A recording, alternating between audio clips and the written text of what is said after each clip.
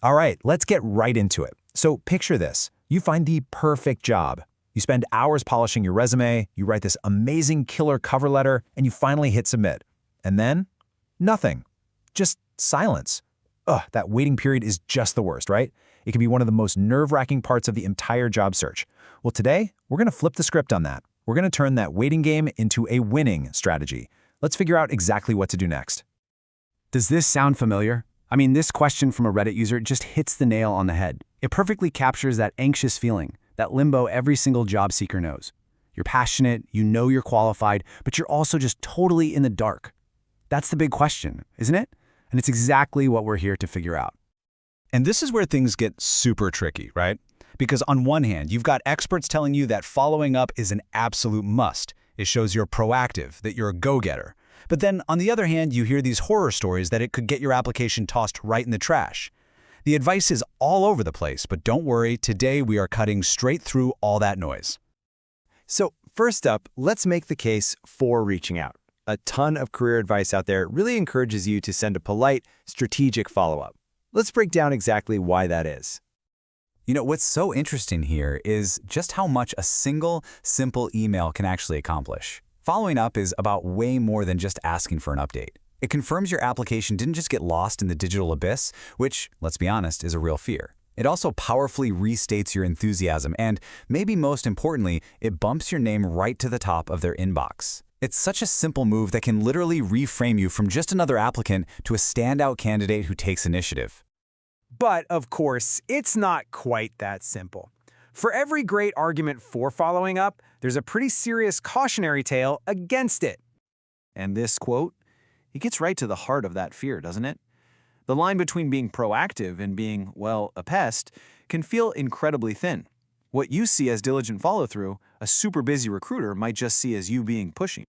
And this really shows you the recruiter side of things. I mean, think about it. At the application stage, they could be wading through literally hundreds of resumes. Your follow-up, no matter how well-intentioned it is another thing for them to deal with. An interruption that can subtly work against you. The argument here is that a really strong resume should do the talking. An extra email is just noise. So here it is, the whole dilemma laid out side by side. One path makes you look proactive and super interested, while the other can paint you as impatient and maybe a little needy. It's the exact same action, just viewed through two completely different lenses. No wonder this is also confusing.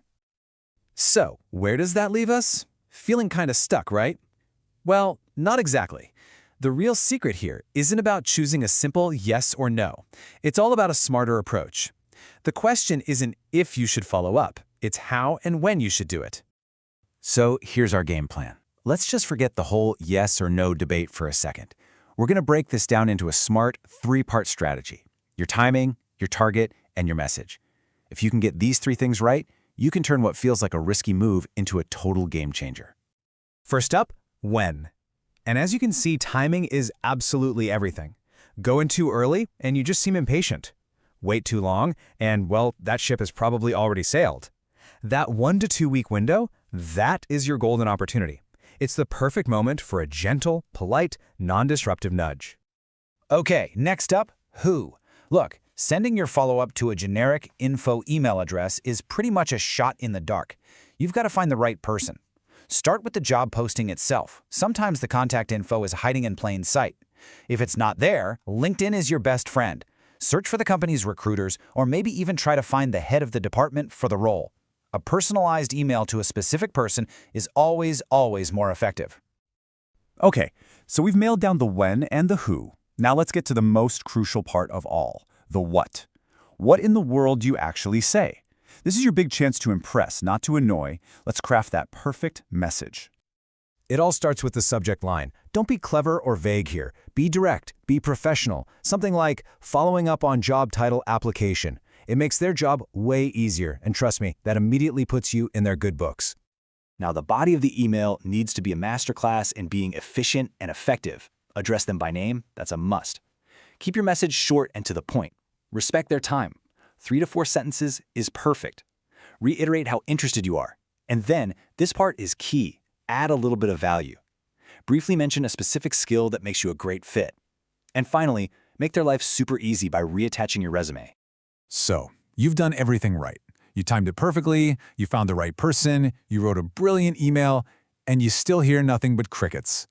This is, without a doubt, the toughest part. But it's so important to know when to stop. The key number I want you to remember here is 2. That's your limit, okay? Your first follow-up goes out 1 to 2 weeks after you apply. If there's still radio silence a week or 2 after that, you can send one final, very brief message, and then you have to let it go. And you have to remember, that silence, it often isn't personal. Hiring gets delayed all the time. Budgets shift, things happen. But while it may not be a hard no, your time and your energy are incredibly valuable. After 2 attempts, the most powerful thing you can do for your career is to redirect that energy somewhere else. This is not about passive waiting. Not at all. This is your chance to build momentum. So while that one application is just hanging out there, keep applying for other roles, sharpen your skills with a new online course, expand your network. The goal here is to never let one single maybe stall your entire progress. So, when it's all said and done, the real question isn't, will they call me back? It's, how did this whole process make me a smarter, more strategic job candidate? By taking control of the follow-up, you've already won the most important part of the job search, the one for your own forward momentum.